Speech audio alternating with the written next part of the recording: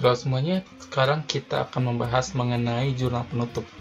Ini adalah salah satu materi yang agak jarang dibahas ya oleh guru ataupun dosen. Kalaupun dibahas biasanya tidak akan terlalu dalam karena kebanyakan masih ada perspektif. Yang penting kan udah bisa bikin laporan keuangan.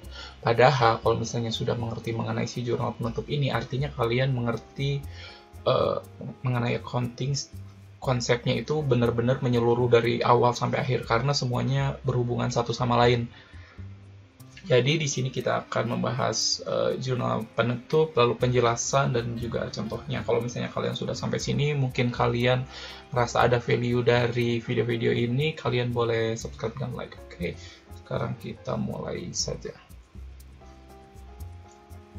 Jadi sebelum kita ngomongin jurnal penutup, ada satu hal yang jarang dijelaskan secara mendalam, yaitu pada umumnya akun-akun di dunia accounting itu dibagi menjadi dua bagian besar, yaitu temporary account dengan permanent account. Dan ini ada pembeda yang lumayan jelas, cuman terkadang ya yang penting kan akun aja ya. Kas, utang, itu yang penting bisa ngejurnal, padahal itu tuh terdiri dari dua hal ini. Lalu bedanya itu apa sih sebetulnya? Jadi perbedaannya, kalau untuk temporary account itu tuh akun-akun yang nilainya itu hanya untuk satu periode tertentu saja dan tidak akumulatif. Maksudnya tuh kayak gimana sih? Maksudnya misalnya nih, dikasih contoh aja ya, langsung ya. Jadi salah satu yang contoh misalnya adalah akun penjualan. Jadi kalau misalnya si perusahaan itu sudah berdiri 10 tahun, lalu di akun penjualannya ada bacaan penjualan saldonya akhirnya 5 juta. Nah, 5 juta itu cuman untuk penjualan satu periode. Jadi secara sederhana itu cuma penjualan 1 tahun doang, karena kan pada umumnya periode itu 1 tahun ya kalau di Indonesia. Jadi si 5 juta itu untuk 1 tahun, bukan 10 tahun si perusahaan itu berdiri. Beda kalau misalnya dengan permanent account, itu sifatnya permanen dan akumulatif. Jadi akumulatif ditambahkan dari waktu ke waktu. Contohnya misalnya adalah utang. Ketika ada utang 3 juta misalnya, itu tuh bukan utang pada tahun ini aja, tapi dijumlahkan dari awal si berdirinya si perusahaan, misalnya 10 tahun, itu bertambah, berkurang, bertambah, berkurang. Secara akumulatif, itu jumlah akhirnya adalah 3 juta. Bisa dilihat ya bedanya ya. Berarti kalau si permanen itu tuh beneran angka akumulasi dari awal. Sedangkan temporary itu adalah pada periode tertentu atau satu periode saja. Secara sederhananya ini cuma tahun ini aja, angka cuma tahun ini aja. Kalau permanen itu dari awal.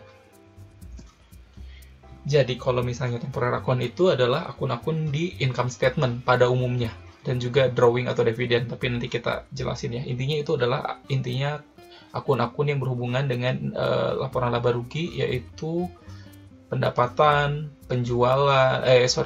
pendapatan, penjualan, lalu beban gaji, beban sewa, beban asuransi. Jadi ketika ada misalnya beban sewa 5 juta, itu tuh cuman untuk periode ini saja atau untuk tahun ini saja, itu kita nyewa sebesar 5 juta, bukan dari awal. Sedangkan untuk akun-akun permanen itu tuh di neraca atau laporan posisi keuangan, itu misalnya cash, piutang, utang, dan si modal. Jadi misalnya ketika ada akun receivable 100 juta, itu tuh piutang dari awal si perusahaan berdiri sampai saat ini. Jadi kalau misalnya kalian perhatiin tulisan di laporan keuangan, di atasnya tuh kalau misalnya income statement, bawahnya itu ada untuk periode yang berakhir pada 31 Desember misalnya. Karena itu laporan keuangan untuk periode itu saja. Tapi kalau balance sheet di atasnya itu pada umumnya bacaannya per 31 Desember 2020 misalnya. Jadi dari awal sampai 2 Desember 2020 ya kayak sebesar itulah saldonya. Kalau kalian perhatiin di atasnya itu kan ada ketika kalian nyatet nama perusahaan, itunya pun sudah berbeda sih keterangannya pun. Itu sebetulnya menjelaskan mengenai hal ini sebetulnya. Lalu kok kenapa harus dibedain? Itu tuh karena seperti yang sempat kita bahas adalah akun-akun income statement dan drawing ujung-ujungnya itu bakal masuk ke capital kan, ujung-ujungnya kan. Jadi tiap akhir tahun akun-akun tersebut itu tuh ditransfer atau dimasukkan ke balance sheet ujung-ujungnya. Dimasukkan, diakumulasikan di balance sheet. Sedangkan income statement dan akun-akunnya kan tidak terakumulasi. Jadi kalau misalnya kita perhatiin dua si akun ini, berarti kan kalau misalnya income statement, misalnya kita ambil contoh aja sales misalnya. Jadi kalau sales tahun depan kita mau ngitung sales, berarti pada tanggal 31 Desember harus di-nolin dulu dong. Misalnya nih sales tahun ini 5 juta. Terus pas Januari ada yang beli lagi 1 juta. Akun si salesnya harusnya bukan 6 juta kan, harusnya 1 juta kan, dimulai lagi dari nol ya. Nah, karena itu pas akhir tahun, akhir periode, akun-akun income statement dan drawing, akun-akun temporary ini harus dibikin nol lagi, supaya ketika tahun depan ada transaksi, mulai dari nol. Karena mereka cuma ngitung periode transaksi itu aja.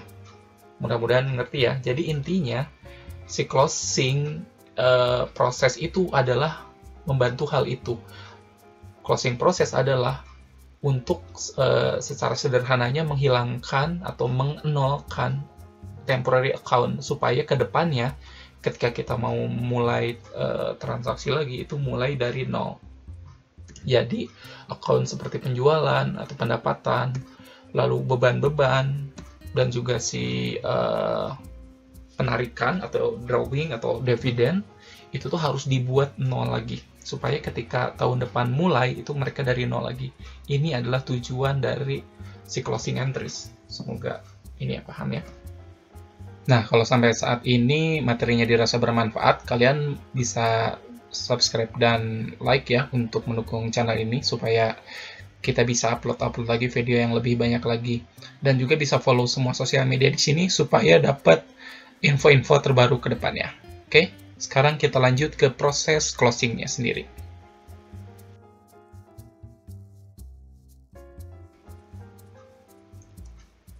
Jadi inilah prosesnya. Pertama revenue ditransfer ke income summary, berikutnya expenses, berikutnya net income atau net loss-nya ke owner capital, lalu berikutnya si drawing ditransfer ke owner capital. Kalau misalnya kita ngelihat proses ini ya, 1, 2, 3, 4, ini kan ini yang sering ini ya, disuruh dihafalin. Sebetulnya inti dari semua proses ini adalah menghilangkan akun-akun temporary tadi. Jadi kalian walaupun ini nampak seperti rumit, kalau konsep yang ada di kepala kalian adalah ini pokoknya harus menghilangkan akun-akun temporary supaya kedepannya mereka mulai dari nol, itu akan jauh lebih mudah prosesnya. Kita buktikan ya. Nah, dan si income summary ini atau bahasa Indonesianya biasanya ikhtisar laba rugi, seingat saya itu tidak muncul di laporan keuangan. Jadi itu tuh hanya sebagai akun sementara, akun kotretan lah secara sederhananya. Jadi ini hanya membantu kotret-kotret supaya kalian lebih mudah mengikuti logikanya seperti apa. Sekarang kita masuk ke prosesnya. Jadi awalnya seperti ini ya. Ini adalah kita ngebagi si prosesnya, kita ngebagi akun-akunnya. Yang paling kiri ini adalah akun-akun expense, yang ini adalah akun-akun pendapatan atau sales, ini adalah modal, dan ini adalah drawing yang paling bawah. Nah, untuk income summary ini adalah akun sebagai pembantunya di tengah. Sekarang kita ikutin prosesnya ya. Yang pertama, step pertama adalah debit setiap akun pendapatan, sorry typo, dan gunakan income summary untuk kreditnya. Kalau kita lihat, ini buat apa sih? Ini tuh untuk menghilangkan akun-akun penjualan. Akun-akun penjualan kan kredit ya, akun pendapatan kan kredit ya. Supaya hilang kayak gimana di debit. Makanya kita debit. Tapi kan nggak bisa hilang nggak bisa hilang tiba-tiba gitu aja ya kalau accounting. Harus ada akun pasangannya. Ya, dibuatlah income summary ini sebagai alat bantu. Jadi pertama kita ngilangin dulu si si pendapatan, lalu akun pasangannya adalah income summary, itu totalnya ya, total dari berikutnya. Lalu berikutnya tugas kita apa? Step kedua adalah kita hilangin expensesnya atau beban-bebannya. Maka semua beban-beban itu dikredit, lalu debitnya apa dong? Dikasihlah income summary. Oh gitu. Nah, si income summary ini tapi kan sebetulnya ini ya, akun yang kita buat sendiri gitu. Jadi kayak gimana berikutnya? Step berikutnya adalah ya si income summary-nya dong yang harus kita hilangin. Jadi income summary kita lihat supaya hilang, itu kan debitnya harus ditambah tuh ya, supaya balance, debitnya harus ditambah sekitar 2.000. Nah, si 2.000 itu sebetulnya kalau kita pakai logika kan pendapatan lebih banyak dari beban, jadi si 7.000 itu adalah net income. Nah, net income kan masuknya ke modal ujung-ujungnya ya. Karena itu, si net income itu ditransfer, dimasukkan ke capital. Ini adalah lagi-lagi pengulangannya nih, lagi-lagi akun-akun income statement itu ujung-ujungnya bakalan masuk ke balance sheet, atau lebih tepatnya bakal masuk ke akun capital. Dan ini kelihatan kan sama kita kan, masuk ke akun capital. Nah, karena saat ini kebetulan profit, berarti masuknya ke debit. Tapi kalau misalnya rugi, net loss, nanti bakal masuknya ke debit. Ya, kalau itu kalian pasti ngerti lah ya. Nah, yang berikutnya adalah yang terakhir, kita harus menghilangkan account drawing atau penarikan, atau kalau misalnya bentuknya udah PT itu dividen. Jadi akun penarikan di debit dihilangin, di kredit supaya hilang, dan pasangannya adalah capital, karena kita kan ngambil capitalnya. Jadi si orang ini dapat uang, si Chris ini dapat uang, tapi capital dia di perusahaan berkurang kan. Nah, kalau capital berkurang itu kan di debit. Jadi ini adalah prosesnya seperti ini. Sekarang kita review. Yang pertama adalah tutup revenue, yang kedua adalah tutup expense, yang ketiga adalah tutup income summary atau ikhtisar laba rugi, dan yang keempat adalah tutup drawing atau penarikan.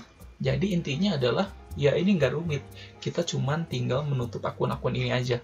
Kenapa? Karena mereka adalah temporary account. Jadi selama kalian ngerti konsep itu, saya pikir nggak akan ribet dan nggak akan susah. Dan ini sifatnya sama semua jenis usaha. Maksudnya kayak gimana?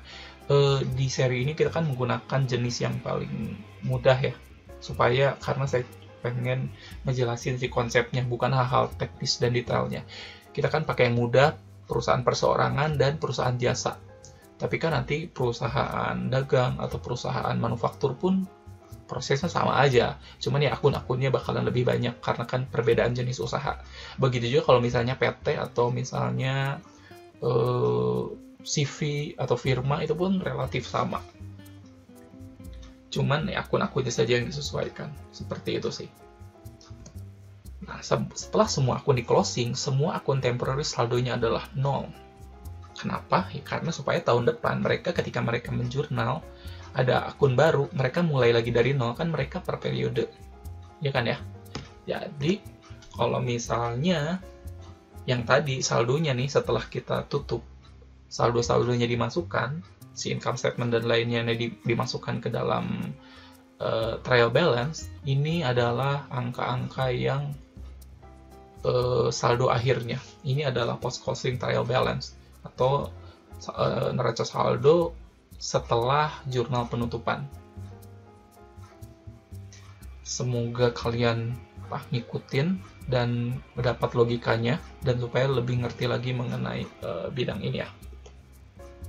Nah, karena sudah sampai ke ujung dari proses siklus akuntansi, kalau misalnya kalian memang merasa ini bermanfaat dan belajar banyak, kalian bisa subscribe, terus loncengnya jangan lupa dipencet juga, terus kalian bisa komen kalau misalnya kalian menginginkan ada materi tertentu yang bisa diambil.